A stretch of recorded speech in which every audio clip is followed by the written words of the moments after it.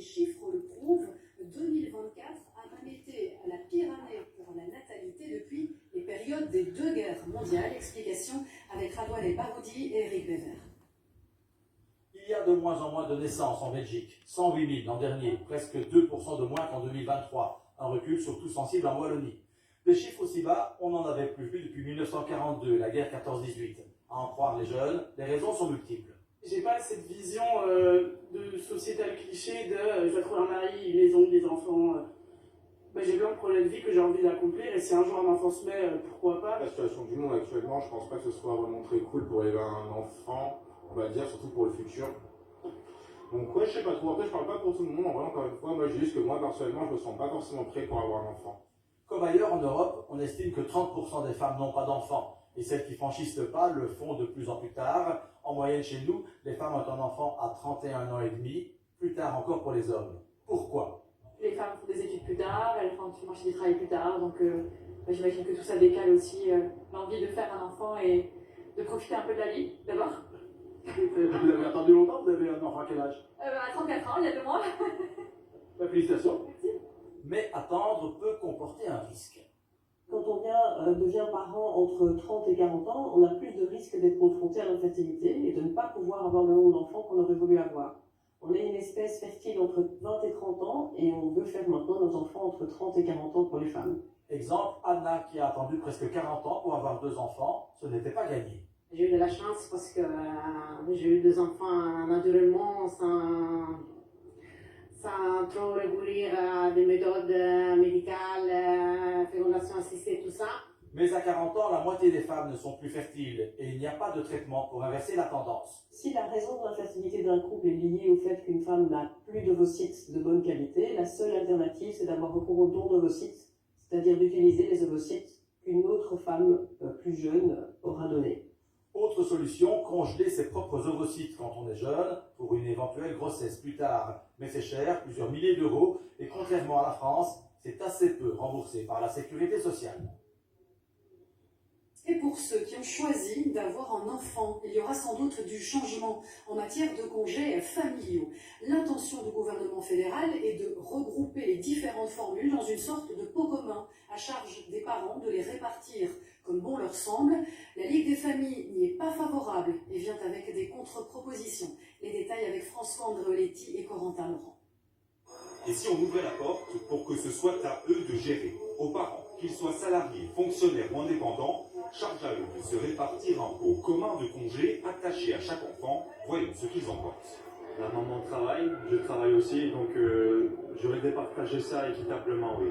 Je pense que ce serait une bonne chose. Il faut voir si maintenant les papas seraient partants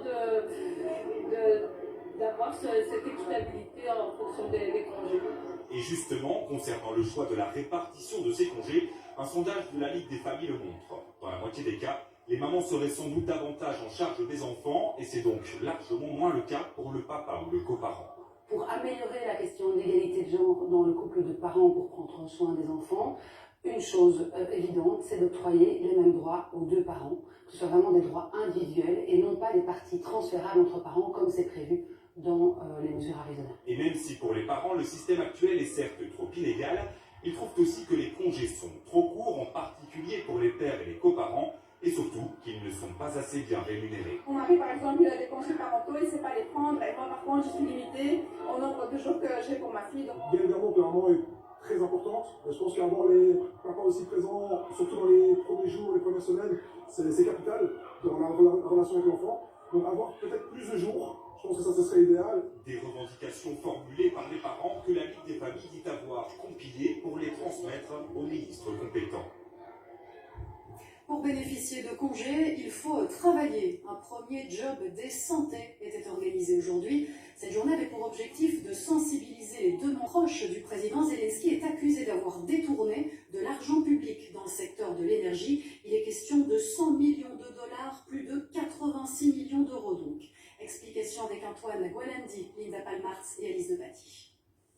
Les mains derrière le dos, Igor Mironiuk est entendu par la Haute Cour anticorruption ukrainienne.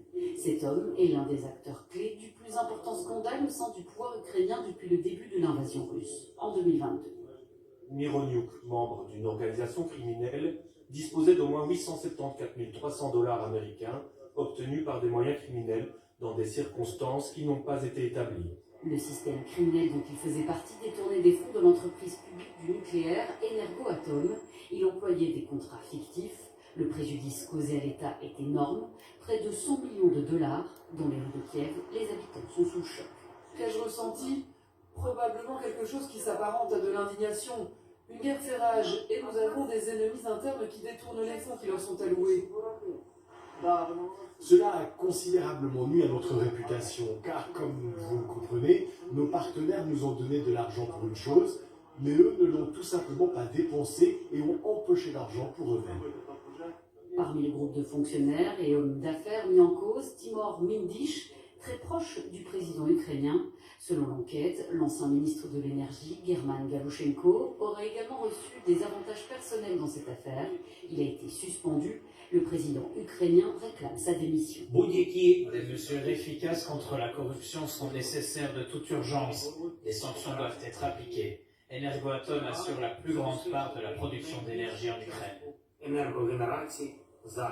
Ces révélations interviennent au moment où l'Ukraine est confrontée à une grave crise énergétique. Le pays est pilonné par des bombardements russes qui provoquent de vastes coupures de courant à l'approche de l'hiver.